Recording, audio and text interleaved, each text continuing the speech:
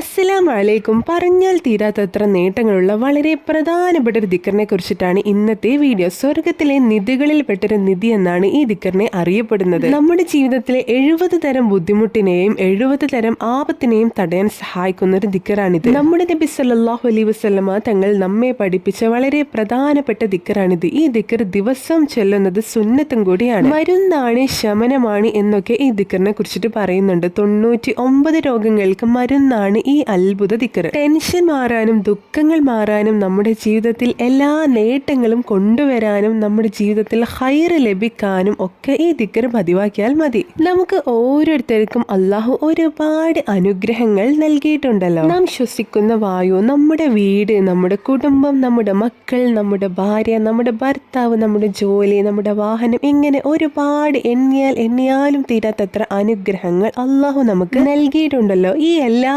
അനുഗ്രഹങ്ങളും നിലനിൽക്കാൻ വേണ്ടിയിട്ട് ഈ ദിക്കറിനെ അധികരിപ്പിച്ച് ചൊല്ലണം. ഈ ദിക്കർ പതിവായി ഒരുപാട് തവണ ചൊല്ലുന്നവർക്ക് അള്ളാഹു ഒരുപാട് അനുഗ്രഹങ്ങൾ നൽകുകയും തന്ന അനുഗ്രഹങ്ങൾ നിലനിർത്തുകയും ചെയ്യുന്നതാണ്. ഭൂമിയിൽ ഈ ദിക്കറിനെ ചൊല്ലുന്നതിനനുസരിച്ച് സ്വർഗത്തിൽ തോട്ടം വികസിച്ചു കൊണ്ടേയിരിക്കുന്നതാണ്. ഈ ദിക്കർ പതിവാക്കുന്നോളം കാലത്തോളം ദാരിദ്ര്യം നമ്മുടെ ജീവിതത്തിൽ വരില്ല. വിജയത്തിന്റെ വാതിലുകൾ നമുക്ക് തുറന്നു തരാനും പ്രയാസങ്ങളും വിഷമങ്ങളും ബുദ്ധിമുട്ടുകളൊക്കെ മാറി ജീവിതത്തിൽ സന്തോഷമുണ്ടാവാനും ഹൈറുണ്ടാവാനും ജീവിതത്തിൽ ഒരുപാട് നേട്ടങ്ങൾ ലഭിക്കാനും ഈ ദിക്കർ എല്ലാ ദിവസവും 100 തവണ എങ്കിലും പതിവാക്കി ചൊല്ലുക. കച്ചവടക്കാർ അവരുടെ കച്ചവടത്തിൽ നല്ല ബർക്കത്തും വിജയം ഉണ്ടാവാനും, വിദ്യാർത്ഥികൾ അവരുടെ പഠനത്തിൽ നല്ല ഉന്നതിയും വിജയം ഉണ്ടാവാനും, നമ്മുടെ എല്ലാ കാര്യത്തിലും നല്ല വിജയം അള്ളാഹു നൽകാൻ ഈ ദിക്കറിനെ എല്ലാ ദിവസവും പതിവാക്കി ചൊല്ലുക കേട്ടോ. ഈ പറയുന്ന രീതിയിൽ ഈ ദിക്കർ ചൊല്ലിയാൽ കൂടുതൽ ഫലം ചെയ്യുന്നതാണ്. എങ്ങനെയെന്ന് പറയാം. ബിസ്മില്ലാഹിർ റഹ്മാനിർ റഹീം.